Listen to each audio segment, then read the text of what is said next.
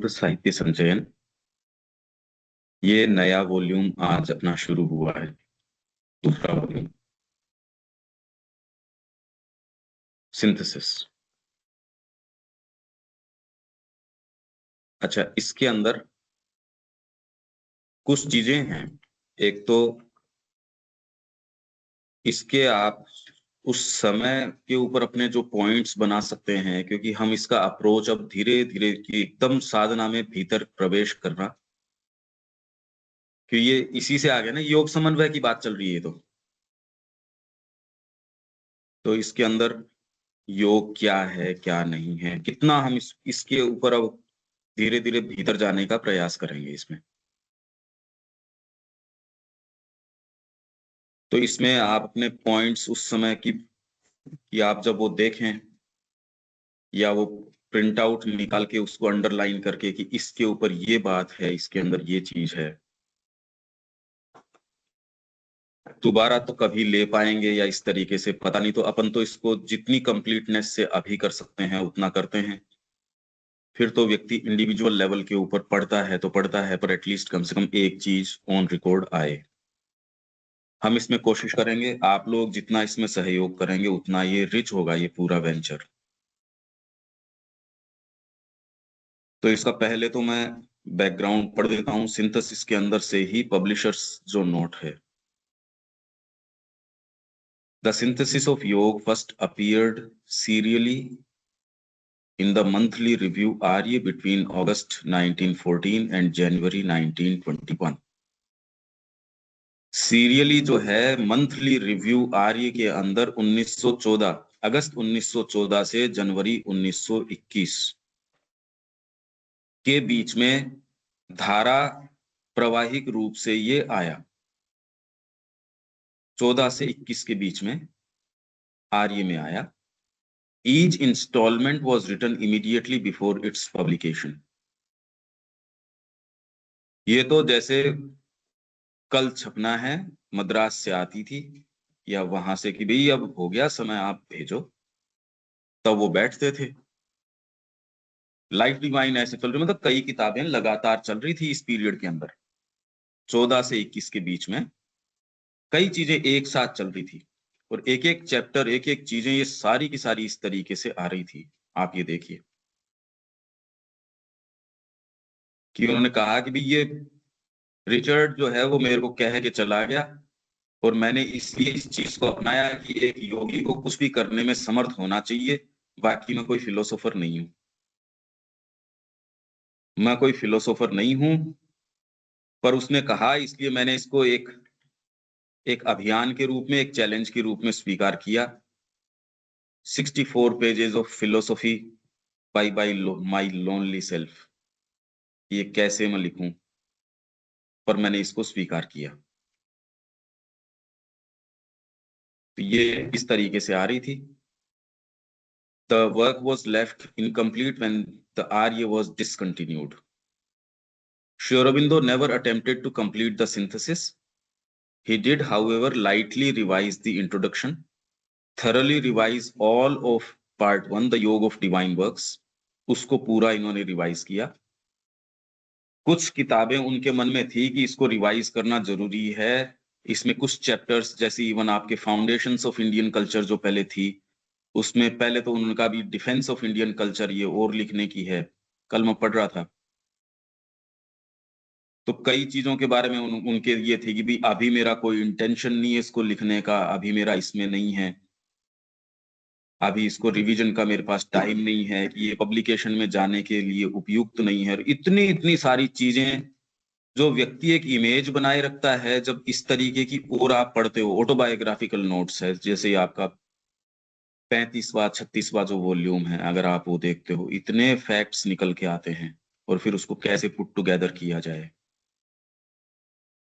And significantly revise several chapters of part 2, the योग of integral knowledge. और श्री अरबिंदो कह रहे हैं जैसे योगा एंड इट्स ऑब्जेक्ट्स। तो मैं पढ़ रहा था कल, तो उन्होंने कहा भी ये तो 20 साल पहले मैंने लिखी थी, अब योग मेरा उस समय जो था उससे तो बहुत ज्यादा डेवलप हो चुका, पर अब ठीक है, एक इंट्रोडक्शन के रूप में आप किसी को दे सकते हो। बाकी तो योग और उसके उद्देश्य एक बुकलेट है जिसको आप एक इंट्रोडक्शन के रूप में भी श्री अरविंदो का योग क्या है। पर श्री अरविंद की बात अपनी ये है कि भी देखो ये तो मेरा व्यू 20 साल पहले का था, अब तो मेरे योग में और बहुत सारी चीजें जुड़ गई। इसलिए कुछ ये इस तरीके के प्रश्न है, यदि आप इन सारी चीजों के बारे में अवगत नहीं हैं तो आप कंफ्यूजन में ही हैं। एक्चुअल में तो लगभग कंफ्यूजन में, अगर आप पूरा नहीं पढ़ते, साधना में नहीं हो, तो ये बहुत सारी चीजें चाहिए एक थोड़ी सी ठीक पिक्चर, एक डिसेंट पिक्चर बनाने के लिए, नहीं तो नहीं बनती नहीं।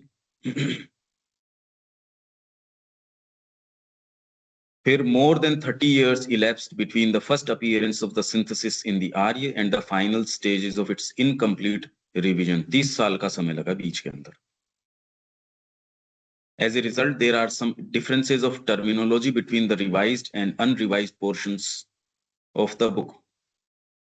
क्योंकि इवन आप ये देखते हो इंडियन कल्चर में रिकॉर्ड ऑफ योग के अंदर या वेद के अंदर स्पेशली, श्री अरबिंदो उस समय जो सुप्रामेंटल काम में ले रहे हैं उसमें सुप्रा और मेंटल के बीच में हाइफन है और सुप्रामेंटल के बारे में वो क्लैरिटी नहीं है जो बाद के वर्क्स के अंदर जिस तरीके से वो सुप्रामेंटल शब्द को काम में ले रहे हैं। तो कई जो एक्सप्लेनेशंस हैं, अगर आप डेफिनेशंस उनके पहले वाले वर्क्स से उठाते हैं क्योंकि वो ज्यादा इंटेलिजिबल लगती है, कि क्योंकि ये ज्यादा समझ में आती है, पर वो श्री अरबिंदो खुद ही कह रहे हैं यार ये तो चेंज हो गया मेरा व्यू। तो पहले वाले वर्क्स में उन्होंने कहा मेरे को थोड़ा कंफ्यूजन था, ओवर माइंड को मैं सुपर माइंड मान रहा था।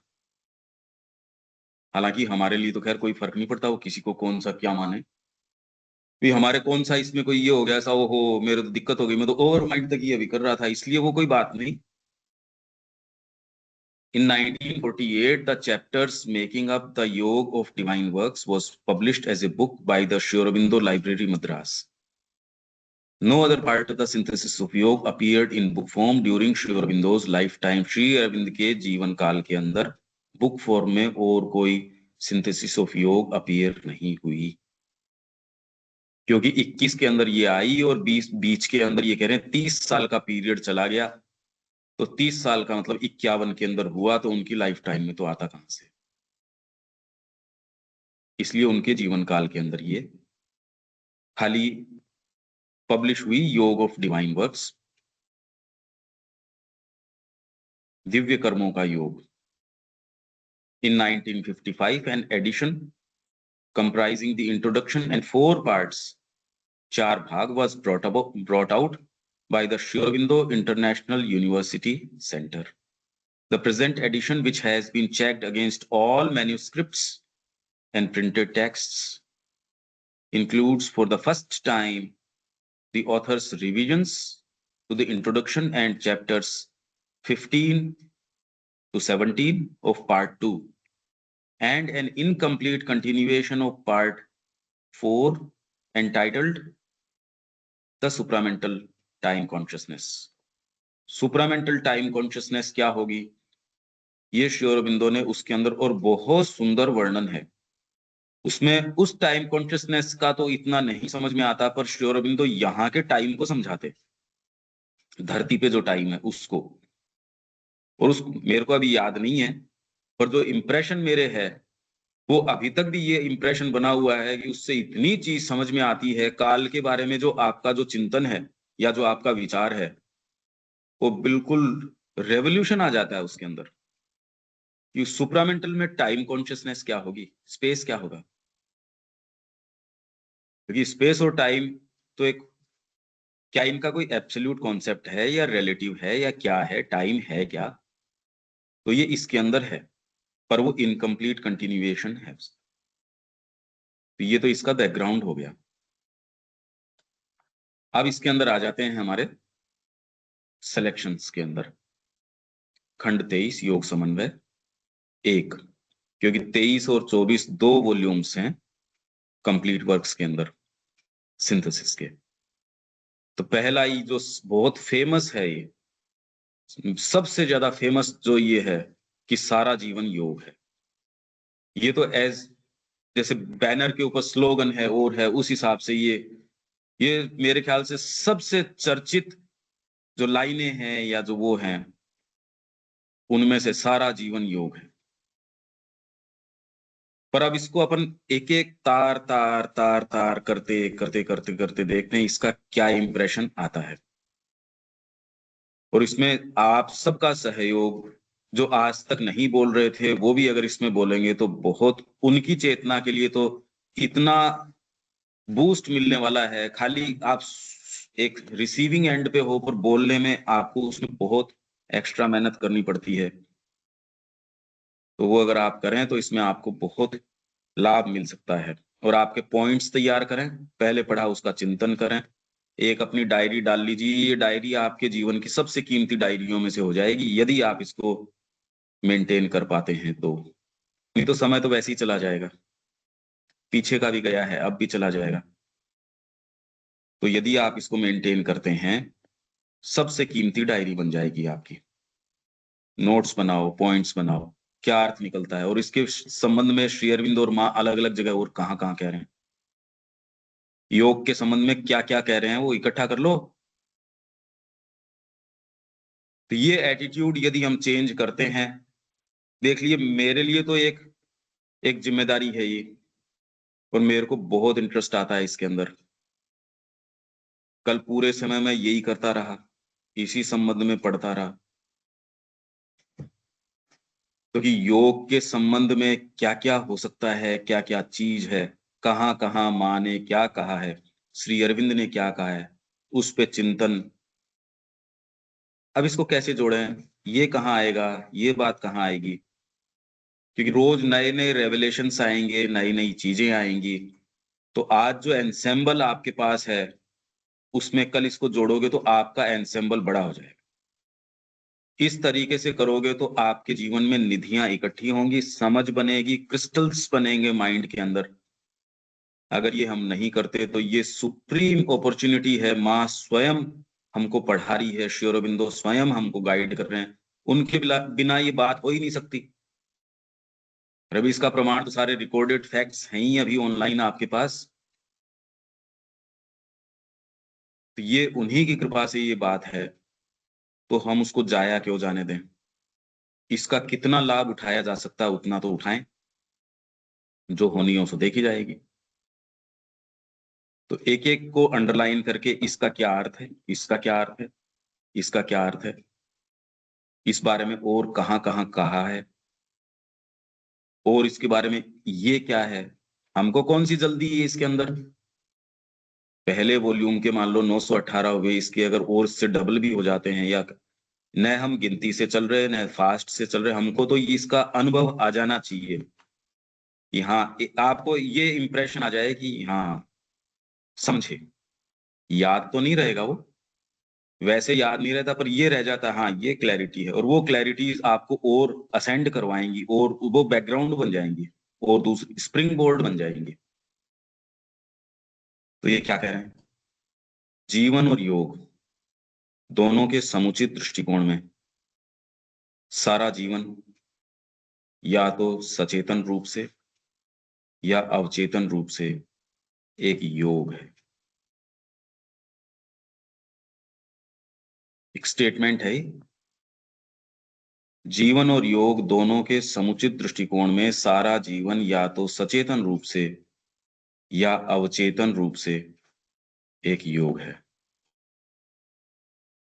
इसमें है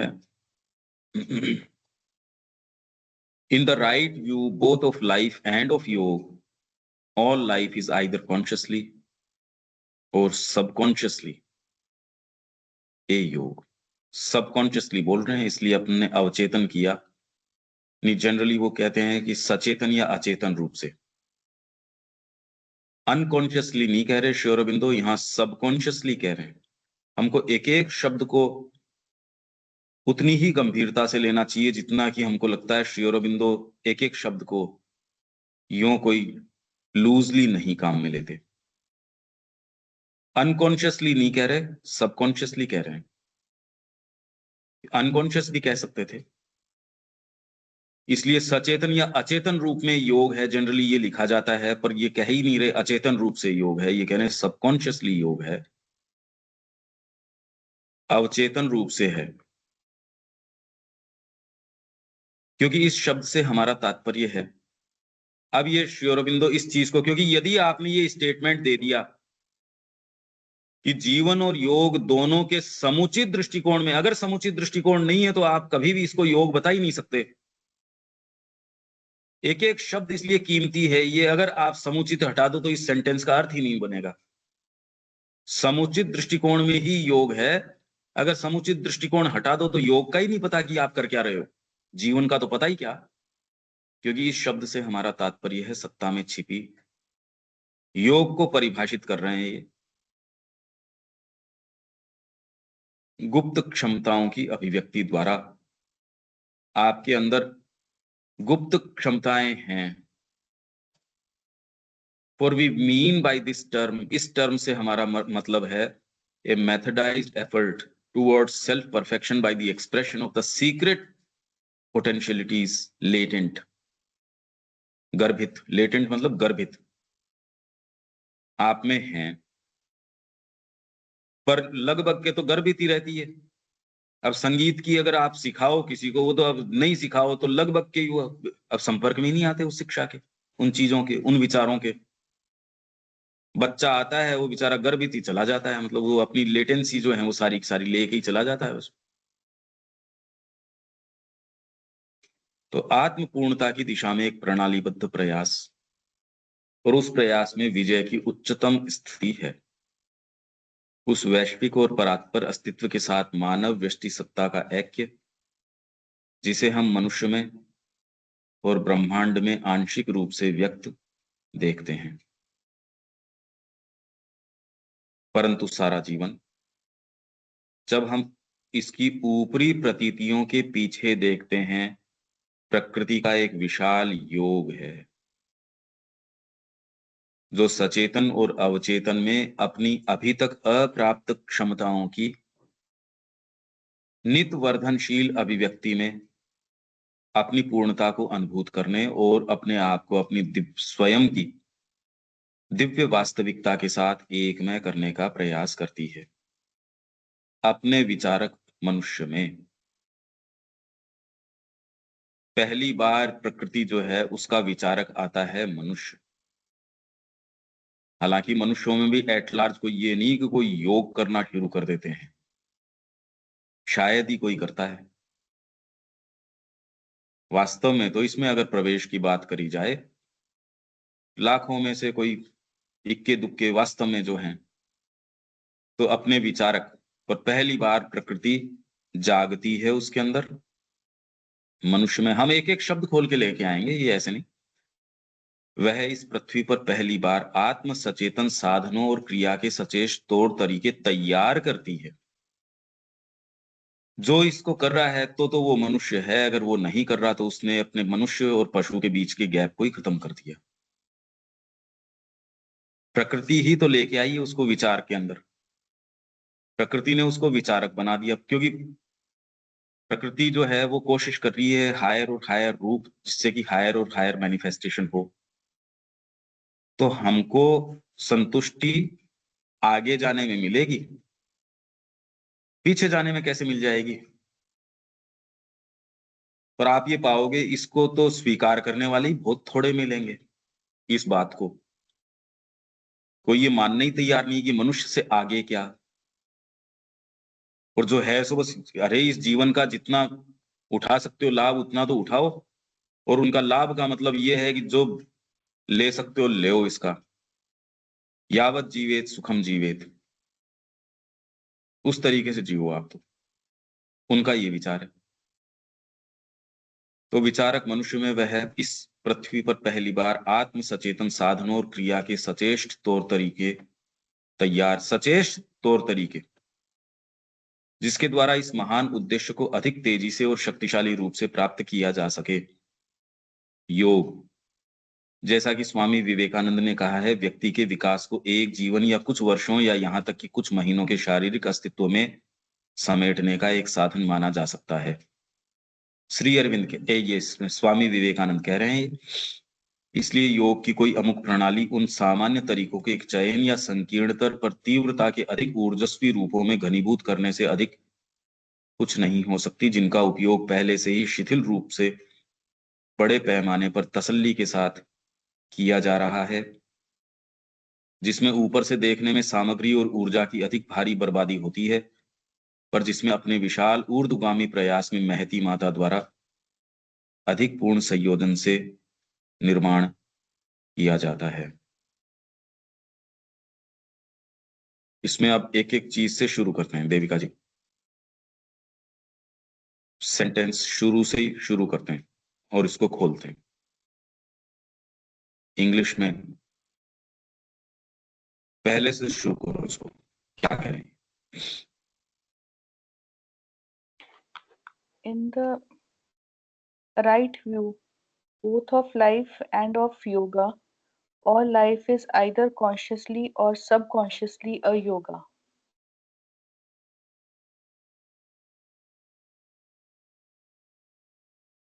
यहाँ से स्टार्ट करना था।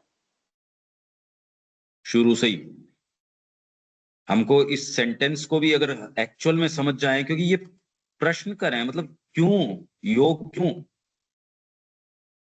शब्द तो प्रचलन में है, पर इस आवश्यकता के प्रति कोई अवेक कितने हुए हैं कि मेरे को तो योग ही करना है? तो कम आता है। रिलीजन तो समझ में आता है लोगों के, हर के अपने अपने रिलीजन हैं, अपने अपने फेथ हैं, अपनी अपनी चीजें हैं, पर डिसाइसिवली यहां तक अवेक हो गया। चारों तरफ देखो तो कि नहीं, मैं तो और कुछ चीज करनी, मेरे को तो ये योग करना है। तो ये, और ये कह रहे हैं कि ये सारा ही जीवन है। आप इस तरीके के प्रश्न करते करते करते करते चलो। हाँ जी देविका जी, पहले सेंटेंस से ही चलो। हाँ जी, तो योग का बेसिकली मतलब तो एसोसिएशन है। अब वो जो यूनियन है, यूनियन, यूनियन, योग मतलब उससे एनी हाउ, पर वो जो भी है, इस शब्द से हमारा तात्पर्य, इसीलिए ये, अगर दूसरे सेंटेंस में आप इसको एक्सप्लेन नहीं करते तो इस स्टेटमेंट का कोई अर्थ ही नहीं निकलता।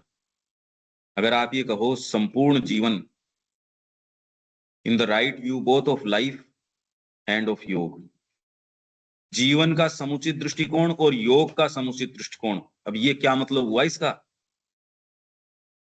All life is either consciously or subconsciously योग, तो ये तो बाद में आपको बताना ही पड़ेगा कि योग से मेरा मतलब क्या है। ये तो लॉजिकल बात है। अगर आप ये कहो कि संपूर्ण जीवन योग और जीवन के समुचित दृष्टिकोण से, इसका क्या अर्थ हुआ? हाँ जी देविका जी, बोलते रहो। for we mean by this term a methodized effort towards self perfection. पहला सेंटेंस रह गया आपने, वो तो अपन कर लेंगे। ये तो पहला सेंटेंस। पहले सेंटेंस को आगे का सेंटेंस एक्सप्लेन कर रहा है ना। अच्छा ठीक है, बोलिए। For we mean by this term a methodized effort towards self perfection by the expression of secret potentialities latent in the being.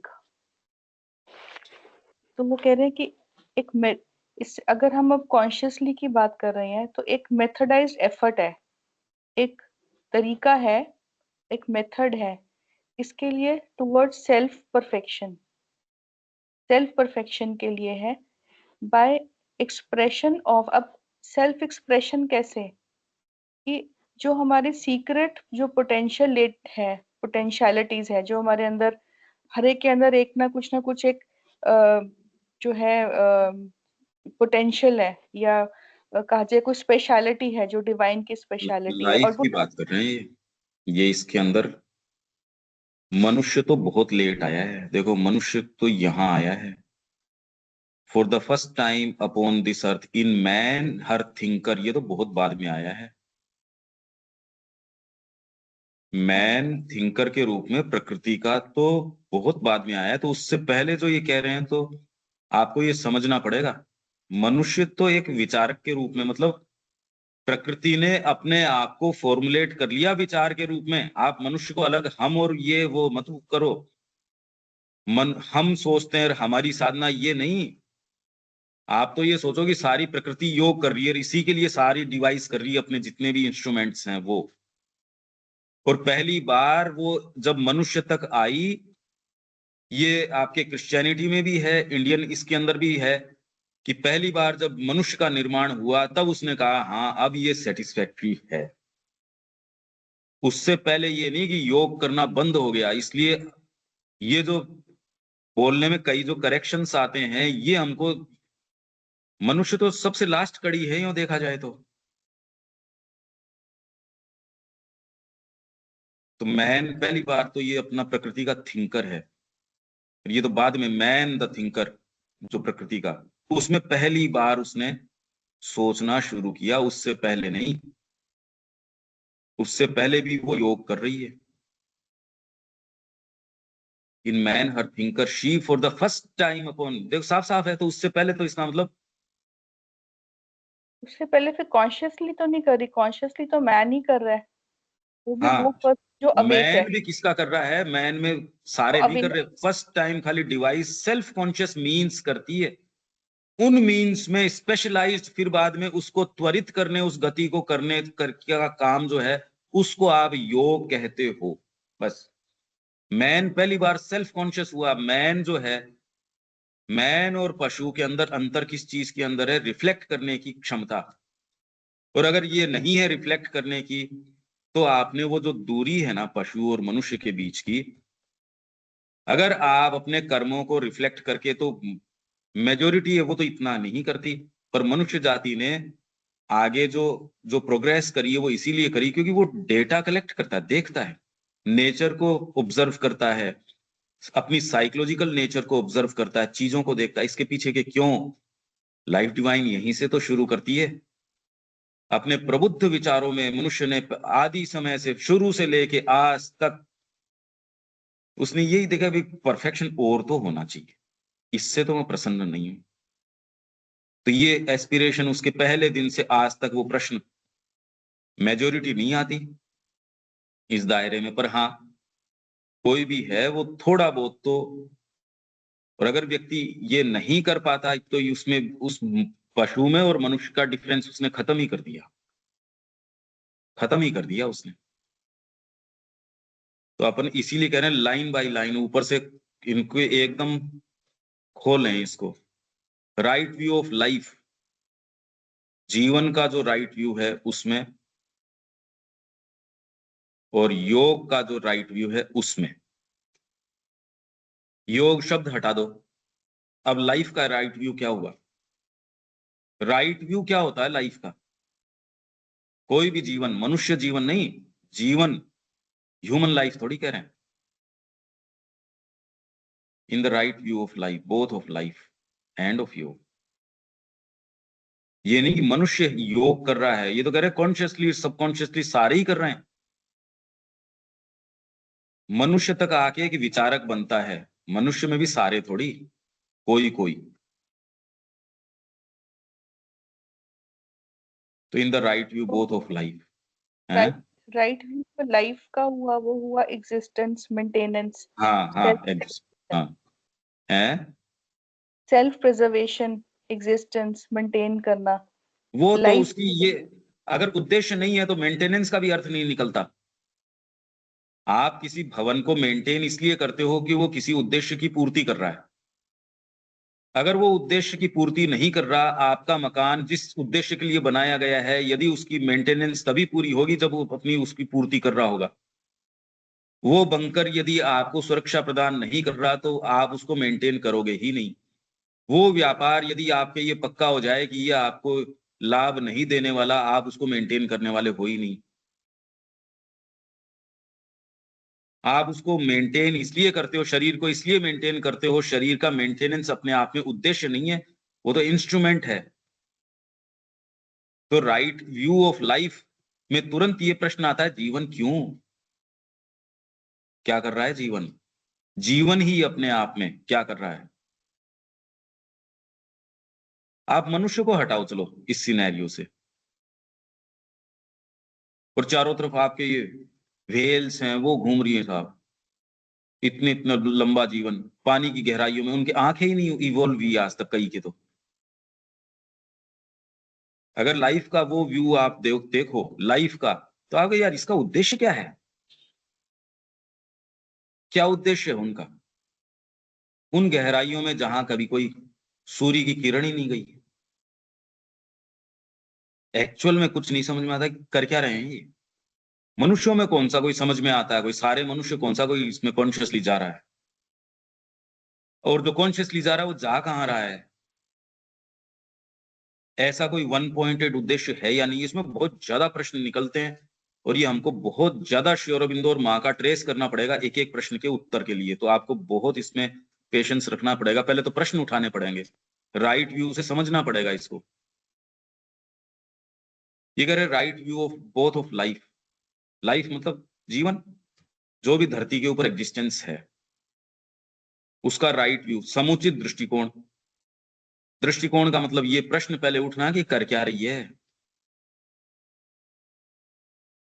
तब वो आप देखो कि इतने सारे हाथी, इतने सारे ये झुंड, इतने सारे ये क्या कर रहे हैं, ये पेड़ पौधे,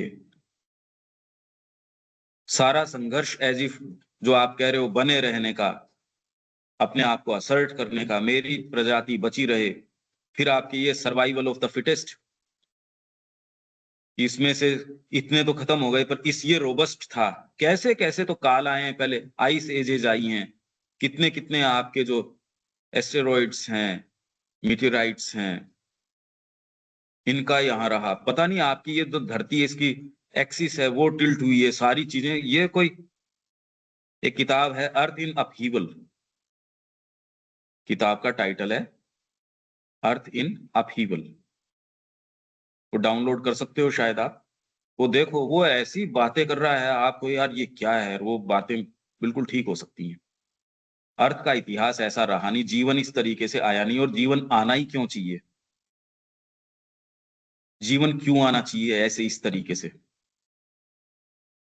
तो आप ये प्रश्न हैं। एक राइट व्यू हम जो हम पढ़ के गए थे लाइफ डिवाइन में, एक राइट व्यू ये भी हो सकता है डिलाइट ऑफ एग्जिस्टेंस, कि हर जीव जो है वो अपनी एग्जिस्टेंस के अंदर डिलाइट फील कर रहा है।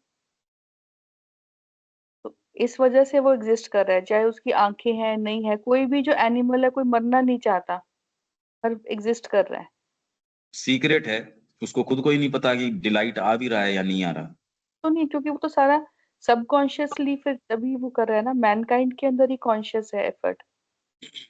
तो राइट व्यू एक ये भी हम कह सकते हैं कि वो अपनी एग्जिस्टेंस में डिलाइट है, सेल्फ से राइट व्यू खुश है ऑफ वो, लाइफ, सेल्फ से राइट वो। व्यू, इसके अंदर ये है, in the right view both of life and of yoga, all life is either consciously or subconsciously a योग।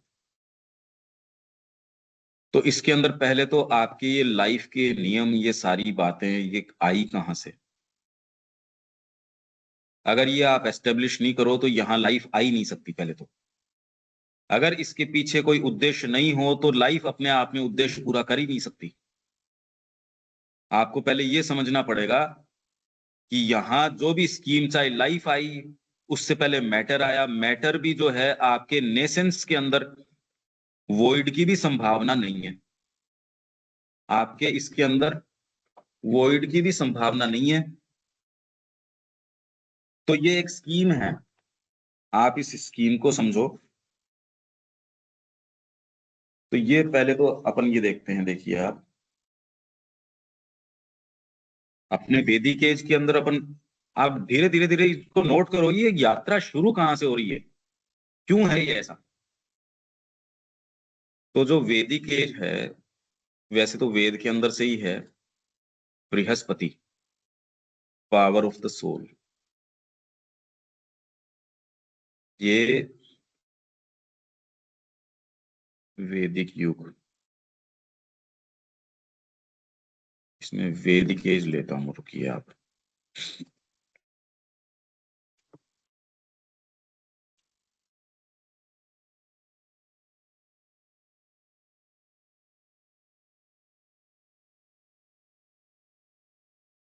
अगर ये नियम नहीं हो तो आप चाहे लाइफ का समुचित दृष्टिकोण अपनाओ, चाहे कोई दृष्टिकोण अपनाओ, वो उस उद्देश्य की पूर्ति कर ही नहीं सकती यदि वो ऑलरेडी उसमें इनग्रेन्ड ना हो। और ये इनग्रेन्ड करता कौन है।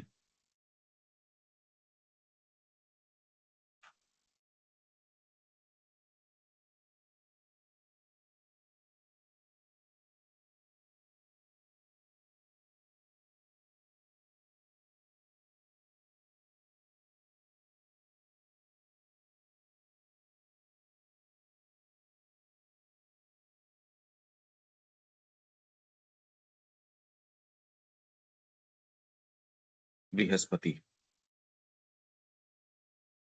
पावर ऑफ द सोल, आत्मा की जो शक्ति है बृहस्पति, उसने श्री अरबिंदो की यदि आप स्कीम देखें तो सुपर कॉन्शियस है वो सीधे नेसेंस के अंदर, मतलब एकदम विपरीत बन गया, जहां रिक्तता की भी, शून्यता की भी संभावना नहीं है। उसमें से फिर बाद में इनकॉन्शियंट का आना, सबकॉन्शियंट का आना। आपका मैटर तो एक बहुत बड़ी प्रगति है, उसको देखो तो आप अगर इस भौतिक ब्रह्मांड को भी देखो और आपको विज्ञान जिस तरीके से बताता है, तो इसीलिए वो करें अघटन घटन पटीयसी। ये होना तो नहीं था, अब ये कि मात्रा आप दो मॉलिक्यूल मिला दो, इसके एक मॉलिक्यूल बना दो इसका, तो ये बन जाएगा आप, और आपके गले भी उतर जाता है। आपको ये चमत्कार नजर नहीं आता? ये क्या चक्कर है? क्यों क्यों बनना चाहिए ये पानी क्यों बनना चाहिए? जबकि आपके इन दोनों के अंदर तो जिन तत्वों से ये बना है कहने को, उनमें तो पानी का गुण है नहीं। ये ऐसे फंडामेंटल प्रश्न हैं सारे के सारे, पर हम अपनी इन चीजों से इतने अभिभूत हैं, हम प्रश्न करते ही नहीं। एक्चुअल में तो बड़ा ही विचित्र जगत है ये। अगर राइट व्यू आप इसका विज्ञान से भी लेते हो, तो आप इन प्रश्नों के ऊपर निश्चित रूप से आओगे कि जीवन आया ही कैसे? कोई भी जीवन, लाइफ, यहाँ जड़ तत्व लाइफ प्रकट नहीं कर सकता, ये कभी नहीं कर सकता। ये आप ये समझो इस चीज को, लाइफ, जड़ तत्व लाइफ को कैसे लाएगा ये बताओ मेरे को? ये तो तत्व ही अलग है, जड़ से जीवन कैसे आएगा? ये बात अनिल जी ये समझ में आ रही है क्या? जड़ से जीवन नहीं प्रकट हो सकता। अगर कोई दूसरी सुप्रीम इंटेलिजेंस या कोई प्लान नहीं हो, तो जड़ आपको कैसे दे देगा? जड़ में वो चीज थोड़ी है। लाइफ तो डिफरेंट चीज है, बिल्कुल लाइफ लाइफ तो अलग। चीज ही अलग है। लाइफ जो है वो माइंड नहीं दे सकता। अगर पहले से उसमें नहीं हो, तो मनुष्य जो है कोई इवोल्व करके वहां से आया हो, बिल्कुल ऐसी बात नहीं है, क्योंकि अब नहीं हो रहे। तो आपको इसको अगर एक समुचित दृष्टिकोण ये नहीं अपनाओ कि ये दबाव ऊपर से है या जो एक स्कीम है, उससे पहले ये जीवन का कुछ नहीं समझ में आता। आप सोचते हो बस जीवन है, जी रहे हैं, उसका बस एक उद्देश्य है, पर जीवन आया ही क्यों? अगर आप ये प्रश्न नहीं करो तो श्री अरबिंदो की पूरी फिलोसफी चूक जाएंगे हम। लाइफ डिवाइन, पर तो लाइफ क्यों, डिवाइन तो बाद की बात। तो इसलिए यहाँ योग के अंदर भी अगर समुचित दृष्टिकोण, आप जगत है क्यों, क्यों आया ये, लाइफ आई क्यों? जड़ तत्व नहीं दे सकता। जड़ तत्व अपने आप में नेसेंट में है भी नहीं, वहां से जड़ तत्व नहीं आ सकता। तो ये सारी चीज आपको अघटन घटन पटीयसी, ये श्री अरबिंदो का टर्म है, और ये एक हमारा ट्रेडिशनल टर्म है। ये कृष्ण प्रेम की पुस्तक में भी है। ये यदि आप प्रश्न करते हो और इसको कुरेदते हो, भीतर जाते हो, या तो आप ये प्रश्नों के जंजाल में ही आते हो, उत्तर पे तो नहीं आते तुरंत में, क्योंकि उसका कोई मेंटल उत्तर ऐसा हो भी नहीं सकता। जितना दिया जा सकता है श्री अरबिंदो ने सारा दे ही दिया, हम उसको समझने का प्रयास कर रहे हैं। तो लाइफ का अगर समुचित दृष्टिकोण अपनाओ, तो इसमें पहले तो ये नियम आए कहां से? तो Brihaspati is he who established firmly the limits and definitions of the earth. इस जगत को सारे को डिफाइन करना और उसकी लिमिट्स को डिफाइन करना कि ऐसे करोगे तो ये, ऐसे करोगे तो ये, नहीं तो आपके कोई नियम नहीं हो तो जीवन हो ही नहीं सकता। धरती पे जीवन नहीं हो सकता यदि आपके लॉजिकल नियम न हो। ये नहीं मनुष्य आया तब नियम आए, जल ऐसे काम करेगा, भोजन ऐसे काम करेगा, वायु ऐसे काम करेगी, सनलाइट ऐसे काम करेगी। अगर ये नहीं हो तो ये किसने निर्माण किया? तो जिसने निर्माण किया यदि उसकी स्कीम को समझते हो, तो राइट व्यू आप लाइफ का ले सकते हो, तो ही राइट व्यू मनुष्य के आने का ले सकते हो, तो ही उसके आगे का भविष्यवाणी आप कर सकते हो। और जब ये राइट व्यू ही है तो आगे ये होगा। मैं ये भवन इस उद्देश्य से बना रहा हूं, मैं ये लाइब्रेरी बना रहा हूं, तो अभी भले ही यहाँ बिल्डिंग मटेरियल पड़ा है, ये पड़ा है, पर आप पहले कह रहे हो यहाँ पुस्तकें आएंगी, यहाँ बैठने की चेयर भी लगेंगी। यहाँ ये भी होगा, ओहो कहीं इन्होंने तो भविष्य देख लिया। तो आपको ये स्कीम समझ में आ गई, लाइब्रेरी बन रही है। अब वही अगर आपके होटल बन रही है और आपको ये कह दिया जाए होटल बन रही है, तो आप अपना डिस्क्रिप्शन चेंज कर देंगे, लाइब्रेरी का थोड़ी लगाएंगे वहां पे। तो अगर आपको ये स्कीम ये नहीं समझते, तो आप खाली ये कि जीवन योग कर रहा है, तो देखो आप व्हेल कौन सा योग कर रही है।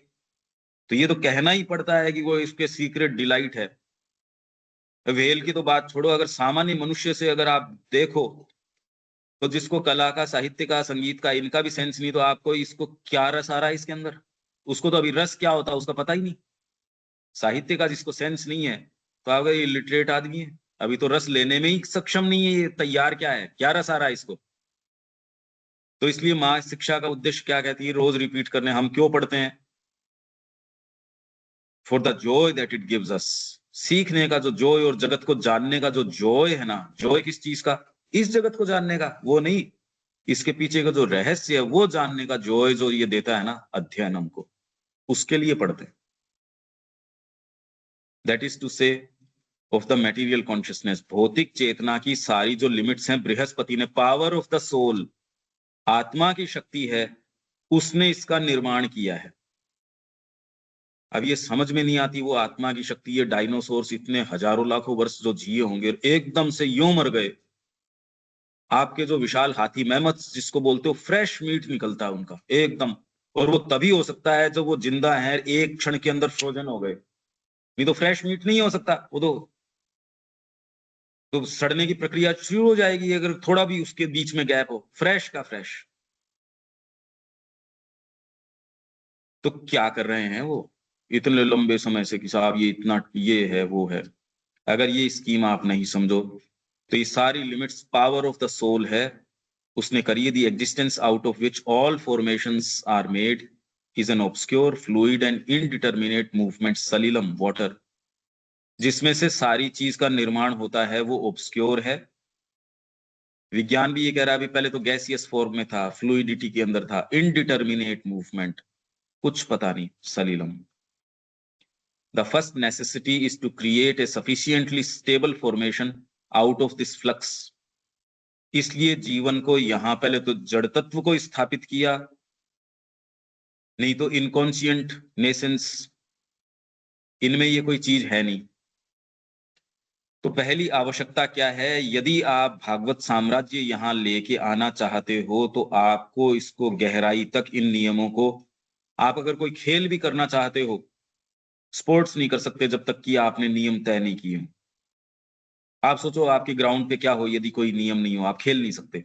खेल का आनंद भी नहीं ले सकते बिना नियमों के। कहते चलो आनंद ले लेते हैं, जिसके जहां मन आए वहां गेंद मार देगा आनंद के लिए, आनंद शब्द ही नहीं आएगा। जब तक पावर ऑफ द सोल नहीं होगी, तब तक इसमें सीक्रेट डिलाइट की आप जो बात कर रहे हो वो भी नहीं आएगी। डिलाइट ऑफ एग्जिस्टेंस है वो भी नहीं आएगी, डिलाइट आएगी कैसे? तो इसलिए पहली आवश्यकता है sufficiently stable formation out of this flux and running so as to form a basis for the life of the conscient। सचेतन के जीवन को आधार तैयार करके दे, इसके लिए ये जो फ्लक्स था उसके अंदर सफिशिएंटली स्टेबल फॉर्मेशन तैयार करके आपको दिया गया है। अगर इस दृष्टिकोण से आप जीवन को देखते हो, तब बात समझ में आती है कि इतने सारे लाइफ फॉर्म्स, इतने सारे एक तत्व को, कि लाइफ यहां सिक्योर हो। और लाइफ सिक्योर होती है माइंड के आने से। मैटर सिक्योर हुआ लाइफ के आने से, लाइफ सिक्योर होती है माइंड के आने से, और माइंड सिक्योर होगा सुप्रामेंटल के आने से। उससे पहले माइंड भी सिक्योर नहीं है। आगे की स्टेज आती है तो वो पहले वाली को सिक्योर करती है। ये बातें तो बड़ी विचित्र हैं, पर अगर ये बात डीप डाउन नहीं समझे तो पहले नहीं समझ में आती। This Brihaspati does in the formation of the physical consciousness. तो बृहस्पति क्या करता है, पावर ऑफ द सोल, आपकी जो सोल है, मतलब पावर ऑफ द सोल, आपकी क्या सोल, वो physical consciousness and it's world, और उसका जगत, उसका निर्माण कर देती है। सहसा, सहसा ही, उसने तो यूं सहसा कर दिया, तो सहसा का अर्थ है मतलब by force, by a sort of mighty constraint upon the resistance of the subconscious. Subconscious ने बहुत रजिस्ट किया पर पावर ऑफ द सोल ने उसके ऊपर अध्यारोपित कर दिया बाई फोर्स भौतिक चेतना और उसके जगत को और उसके अंदर जीवन को। जब पीछे पावर ऑफ द सोल उसको कर रही है तो डेफिनेटली उसका उसमें से कोई ना कोई तो कोई हेतु है। This great creation he effects by establishing the triple principle of mind, life, and body, always present together and involved in each other or evolved out of each other in the world of the cosmic labor and fulfillment. The three together form the triple seat of Agni, and there he works out the gradual work of accomplishment or perfection, which is the object of the sacrifice. इसके लिए बहुत imagination पहले तो खुली रख के आपको ये समझना पड़ेगा ये चल क्या रहा है। खाली ह्यूमन कॉन्शियसनेस ह्यूमन लाइफ यही नहीं है, लाइफ तत्व अपने आप में क्या कर रहा है। Brihaspati forms by sound by his cry, ये हम पहले भी पढ़ गए। रवेण आपके भीतर यदि, और मनुष्य के अंदर क्या, आपके भीतर यदि ये रव आ गया, पुकार आ गई ना, तो ही आप ऐसा ही व्यक्ति गया है जिसकी ये पुकार आ गई है। For the word is the cry of the soul. अगर सोल की आपके अंदर पुकार है तो आप जाओगे। As it awakens to ever new perceptions and formations. He who established firmly by force the ends of the earth, Brihaspati is the triple seat of the fulfillment by his cry. This self-expressive soul, Brihaspati, is the Purush. ये पुरुष है, the father of all things. Father of all things का मतलब ये bull है, जो आपके cow hertz हैं। बुल आ गया ना, बुल ऑफ द हर्ड्स इसी लाइन में आ गया। It is the universal divinity. अगर आपके अंदर ये है तो जगत में से आप उसकी एनर्जीज को हस्बैंड कर सकते हो। आपको ये जगत यील्ड करेगा, आपको परिणाम देगा। और जिसमें नहीं है, इस जगत में रह के चले गए, आपको कुछ नहीं देने वाला, क्योंकि आप में पुरुष नहीं है। आप में यदि पुरुष है तो इस जगत की सारी एनर्जीज उसके आप हस्बैंड बन जाते हो। Father, father of all things. It is the bull of the hertz. और हर्ड्स के अंदर फिर बाद में प्रकाश आता है, दूध आता है, उसका दही जमता है, घी निकलता है। उस घी से आप हवन करते हो, हवन से देवता पुष्ट होते हैं। पर ये सारी चीज किस पे निर्भर करती है? पुरुष हो, power of the self expressive power of the soul हो। अगर आप एक्सप्रेसिव साइड में नहीं जा रहे, चीजें लेटेंसी में ही रहेंगी। एक्सप्रेशन में लेके आओ इसको, एक्सप्रेस करो। और मैं तो तैयार हूं इस चीज के लिए, आप समय बांध लो चाहे। पर मैंने पाया लोग तो भागते हैं दूर। It is the bull of the hearts, the master and fertilizer. Fertilizer मतलब निषेचित करता है वो, of all these luminous energies. ये एक स्पिरिचुअल ट्रूथ है, और जो इस मार्ग का है उसको बिल्कुल पता है इस चीज का। इसलिए मकान जो है ईंटों पत्थरों इनसे नहीं, संकल्प से बनता है। ईंट पत्थर तो संकल्प के कारण वो जुड़ जाएंगे या कुछ और जुड़ जाएगा। आप में संकल्प है तो चीज होगी, कैसे भी होगी। आज नहीं होगी, कल होगी। श्री अरबिंदो ने कहा, मेरे ऐसा कोई संकल्प नहीं था जो इवेंचुअली पूर्णाहुति की ओर नहीं गया हो। 3 मेरे ड्रीम थे, वो तो ऑलरेडी, और बाकी जो 2 हैं वो भी मैं उनकी देख रहा हूं। नहीं तो शुरू में जब मैंने ड्रीम किया था उस टाइम तो भारत की स्वतंत्रता उनको नजर नहीं आ रही थी। तो इसलिए ये फर्टिलाइजर है पुरुष। ल्यूमिनस एनर्जीज इवोल्व्ड और involved, active in the day और obscurely working in the night of things. Actual में वेद इन चीजों से भरा है। और श्री अरविंद कह रहे हैं, हमारे ऋषि इंतजार कर रहे हैं कि उनकी निधि को कोई निकाले।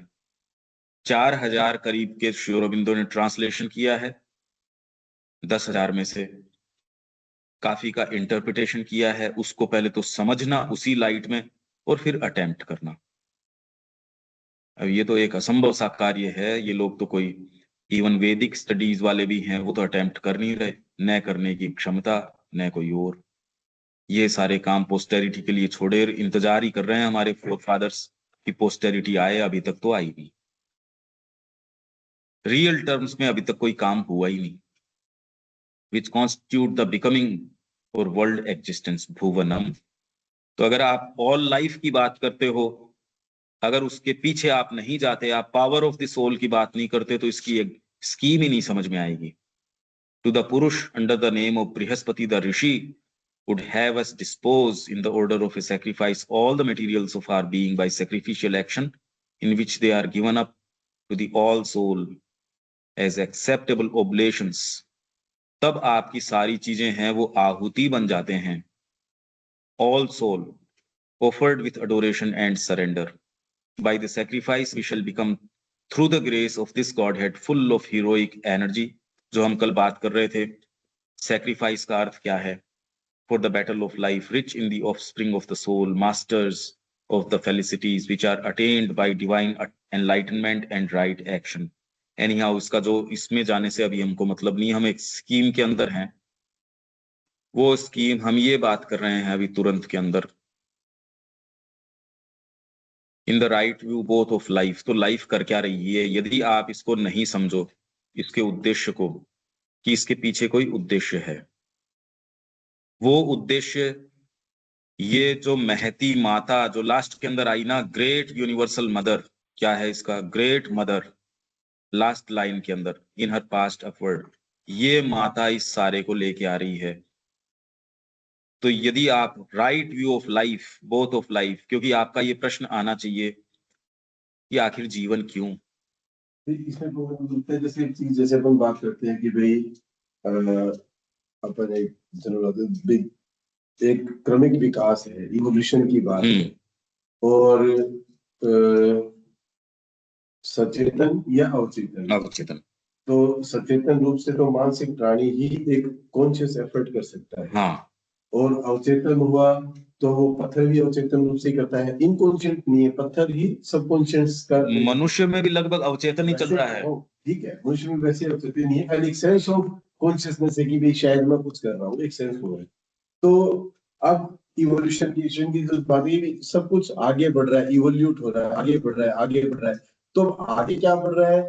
उस अवचेतन के अंदर उसके पीछे कोई चीज है, उसको देख करके अपने को लगता है कि भी अब मैं इस साल, इस जन्म में, मैं सपोज टू एडवोकेट, मैं सपोज प्रिंटिंग प्रेस चलाता हूँ। अब मैं रिबर्थ की थ्योरी भी सुनती कि भाई मनुष्य है तो आप आगे जाके चेतना मनुष्य की ही रहेगी, आप मतलब डिग्रेड नहीं होगे, जो आपने सीख लिया उससे पीछे नहीं जाओगे आप, है ना, क्रम का नाश नहीं होगा।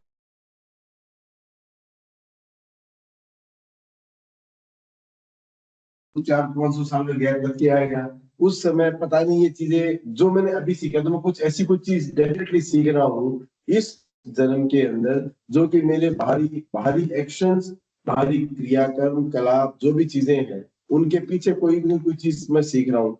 तो अवचेतन रूप से हम यथार्थ दृष्टिकोण से अगर देख पाएंगे, अगर हम थ्योरी में देख पाएंगे, तो एक स्कूलिंग चल रही है हमारी, वो स्कूलिंग क्या है? माँ के चरणों के पास में जितना ज्यादा हो सके आप ले जाए जाते हो, उसके प्रति आपका प्रेम डेवलप होता है, सबसे बड़ी बात। हाँ, ये तो जो डिसाइसिवली कॉन्शियस हो गया वो कहता है ये बात। नहीं तो जो आ जाएगी इस लेवल पे। हाँ, यही हम विचार कर रहे हैं इसके अंदर, कि अगर किसी मेटीरियलिस्ट को भी कहा जाए, श्री अरबिंदो तो बिल्ड कर रहे हैं ना अपने स्टेटमेंट को, कि भी अगर आप जीवन के लिए ये प्रश्न उठाते हो, तो ये सारे प्रश्न पहले तो लाजमी है, विज्ञान भी तो इन्हीं को ढूंढने की कोशिश कर रहा है अपने तरीके से।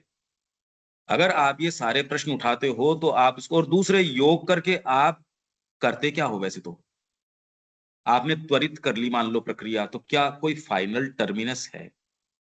करते क्या हो मतलब उसमें, कि इतनी इतनी पद्धतियां, इतनी इतनी चीजें, मतलब योग करता क्या है?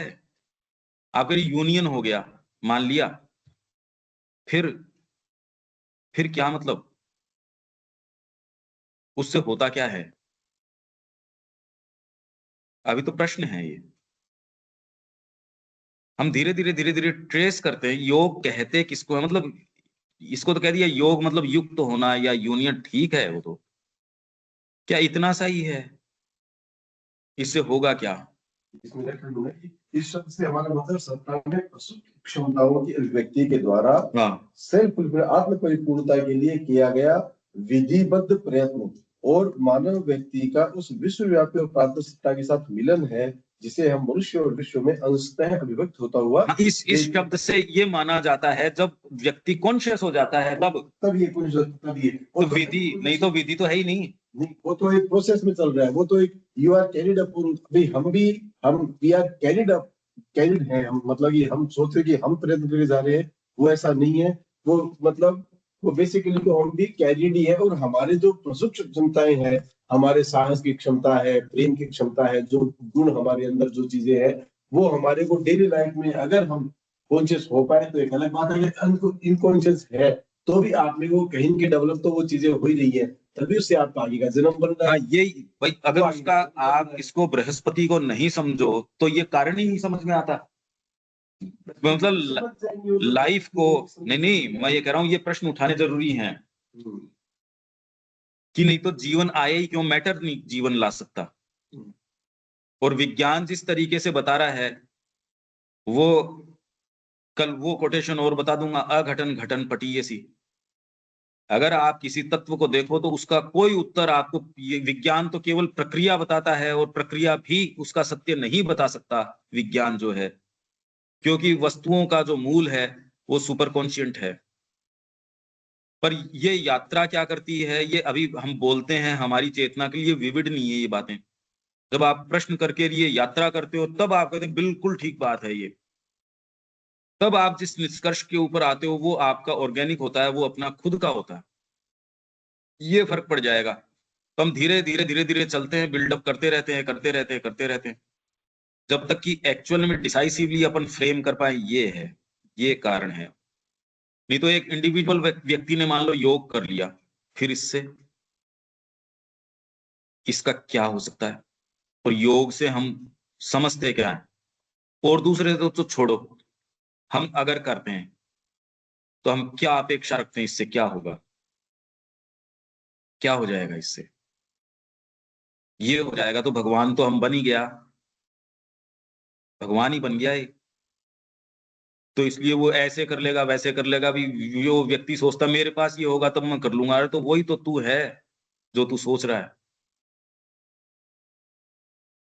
तो ये बहुत चीजें जो है ना, इसमें क्लैरिटी आएगी। पहले तो प्रश्न उठेंगे, कल और देखते हैं, यहां विराम देते हैं। ठीक है देविका जी, हाँ जी। दीपक जी, जो अभी चर्चा कर रहे हैं वो तो कुछ कुछ तो फॉलो कर जी पा रहे हो ना। जी कुछ जी नहीं आ रहा, हाँ रविकांत जी, कुछ भी समझ नहीं आ रहा। ठीक है, कल ठीक है, इसको और कल क्लियर। कल फिर देखेंगे। हाँ। ठीक है अनिल जी। हाँ नहीं ठीक है। बाकी जो है अगर वो योग हो गया तो फिर हम रहेंगे नहीं ना, हम मैं कोई रहेगा थोड़ी सर, वो तो बात ही अलग पता होगी। नहीं, इसका भी नहीं पता। फिर तो हम यही नहीं तो मैं कह रहा रहेंगे। हूँ क्या होगा। आप अगर कल्पना भी करने की कोशिश करो कि योग से ये होगा तो नहीं पता। आई एम डैट, बस मैं ही हूँ। हाँ, अभी इसका भी तो नहीं पता। कहा है लोगों ने, मान ले। हाँ बस, ठीक है, यहाँ विराम दें। ठीक है। जय श्री मान। जय श्री राम। जय श्री जय श्री मान।